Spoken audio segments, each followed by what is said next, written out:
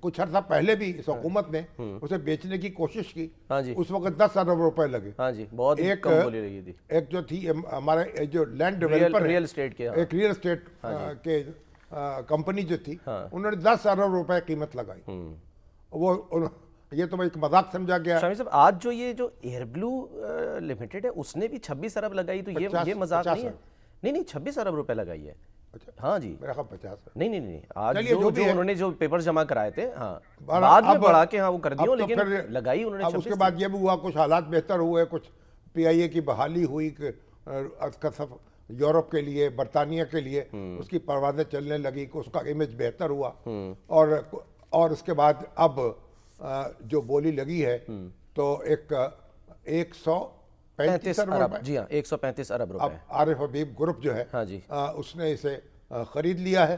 وقت چند روز میں فارمیلٹیز پوری ہو جائیں گی.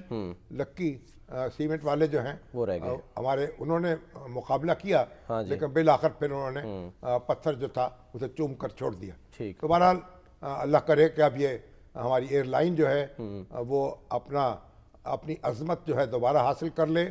یہ تو میں سمجھتا ہوں کہ اس کے اوپر تو باقاعدہ یونیورسٹیوں کو پی ایچ ڈی کے تھیسس کرانے چاہیے, جو بزنس مینجمنٹ کے ادارے ہیں, کہ بھئی اس کے زوال کے اسباب کیا ہیں.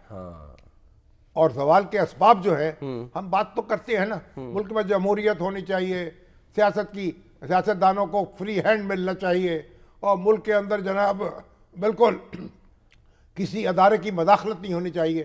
لیکن یہ جو آپ دیکھیں پی آئی اے میں, جس کو پی آئی اے میں جو کچھ ہوا ہے, یہ اب کس کے آپ ہاتھ پہ کا لہو تلاش کریں. شامی صاحب اس کا مطلب اب تو دستانے بھی نہیں پہنے ہوئے, ہاتھ ننگے نظر آ رہے ہیں, صاف نظر آ رہے ہیں, خون کے دھبے نظر آ رہے ہیں. اس کا مطلب یہ ہوا, اور کوئی سیاسی جماعت یہ نہیں کہہ سکتی کہ میرے ہاتھ پہ خون نہیں ہے. کسی بھی سیاسی جماعت یا کسی بھی حکومت میں جو اب تک آئیں 70 سال میں, ہم کہہ لیں اس میں 70 سال تو نہیں, لیکن جب سے زوال شروع ہوا, کیا کرے نا, ٹھیک ہے, یہ بات ہے.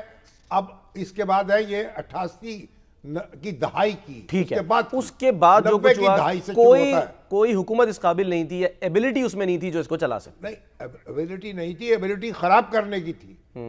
یعنی جو اقدامات کیے گئے, جو فیصلے کیے گئے, ایک تو دھکا پیل, ہر وقت حکومت بدل رہی ہے, دھکا پیل ہے, اور کبھی ایک حکومت کبھی دوسری حکومت, 2 سال 1.5 سال کا وزیر اعظم ہے, گھر جا رہے ہیں, پھر کبھی ماشاء اللہ لگ رہا ہے, وزیر اعظم پہ مقدمے چلائے جا رہے ہیں, ہتھکڑیاں لگ رہی. تو ایک تو یہ سٹیبلٹی نہیں تھی, اور دوسرا یہ کہ اس پہ کنسنسس نہیں تھا. نتیجہ یہ نکلا کوئی پالیسی اب آپ فیصلہ کن اقدام کر ہی نہیں سکے, کوئی پالیسی اختیار کر نہیں سکے, اور خسارے میں اضافہ ہوتا چلا گیا. 800 ارب آپ کی سفید ہاتھی بن گیا نا شامی صاحب. ہاں سفید ہاتھی بھی چھوٹا لفظ ہے. اچھا, ہاں سفید ہاتھی تو بیچارہ بچہ نظر آتا ہے اس کے مقابلے میں. اور وہ جو اس کا اسی طرح سٹیل مل کا حشر ہوا, جب اس کی ڈی نیشنلائز ہو رہی تھی, اور انہوں نے ہمارے چیف جسٹس افتخار چودھری وہ میدان میں آ گئے, لوگوں نے شور مچا دیا, اور زمین کی یہ قیمت ہے, فلاں یہ قیمت. حالانکہ بھائی یہ اس طرح نہیں ہوتا. مارکیٹ میں جو پیسہ کی ویلیو لگتی ہے اس میں چیزیں بیچنی پڑتی. اگر سٹیل مل اس وقت بک جاتی اور آج وہ ہمیں پروفٹ دے رہی ہوتی, آج ٹیکس اس سے وصول ہو رہے ہوتے, اور آج وہ کھنڈر بن چکی ہے, اور ایک پورا ایک ان کے جو ملازمین ہیں اب موجود ہیں, ان کو بھی شاید اب تک تنخواہیں دی جا رہی ہیں, اور کوئی لینے والا نہیں ہے, کوئی گاہک نہیں مل رہا. ایگزیکٹلی. تو آپ کا پتھر بن چکی ہے آپ کے کمر کا. تو بات یہ ہے کہ ہم نے یہ جو ریاست پاکستان ہے, گویا وہ یعنی ایک چلتا ہوا, ابھرتا ہوا, بلندیوں پہ جاتا ہوا جو ادارہ ہے, اس کو برباد کر دیا. ان لوگوں نے جن کو کہتے ہیں ہمیں عوام کا مینڈیٹ ملا تھا, لوگوں کے نمائندے تھے, اور انہوں نے لوٹ لیا, تاراج کر دیا اپنی بد نظمی سے, بد انتظامی سے, غلط فیصلوں سے, اور قوت فیصلہ نہ ہونے کی وجہ سے. تو اب یہ ہے کہ اللہ کا شکر ہے کہ یہ بوجھ جو ہے, یہ بوجھ ہے نا, جو یہ صنعتیں ہیں جو کمیائی گئی تھی بھٹو صاحب کے دور میں, سو کالڈ, یعنی سرکار نے قبضہ کیا تھا, وہ بلیڈ کر رہی ہیں. اب وہ پاکستان کی اکانومی جو ہے وہ بلیڈ کر رہی ہے ان سے, وہ بوجھ اٹھایا نہیں جا رہا. سٹیل مل کا بوجھ الگ آیا, اس کا الگ آیا, دوسرے ادارے جو تھے وہ الگ ہوئے. اور پھر یہ ابھی تو بینک دیکھیں, बैंक ही संभाले नहीं जा रहे थे, वो खसारे में थे।